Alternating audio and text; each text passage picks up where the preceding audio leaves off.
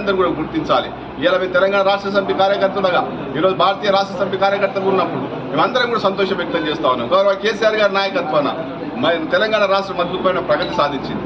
ఏదైతే మొట్టమొదట ఈ తెలంగాణ ప్రాంతానికి కరెంటు లేక ఇబ్బంది పడుతుంది, కరెంటు తీవ్రతతోటే మరియు తెలంగాణ ఉద్యమం ప్రారంభమైంది. కరెంటు సమస్యను పరిష్కరిస్తా అని చెప్పి 6 నెలల కాలంలోనే తెలంగాణ రాష్ట్రానికి 24 గంటల కరెంటు ఇచ్చినటువంటి మహానీయుడు కేసీఆర్ గారు.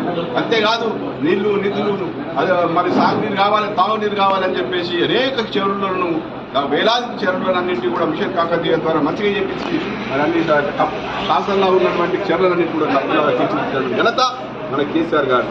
అంతేకాదు మన ఇంటింటికి దాదాపు లక్షలాది కిలోమీటర్ల పైప్ లైన్లు వేసి వేలాది ఓహెచ్ఎస్ ట్యాంకులు కట్టి వేలాది రకరకాల పైప్ లైన్లు వేసేసి మరి మిషన్ బహిర్త ద్వారా ఆడపడిన కష్టాలు తెలిసి ఇంటింటికి రక్షిత మంచినీరు ఇస్తున్నటువంటి గొప్ప చరిత్రకారుడు మన కేసీఆర్ గారు. ప్రపంచంలో ఎక్కడ కూడా ఇటువంటి గొప్ప ప్రాధాన్యత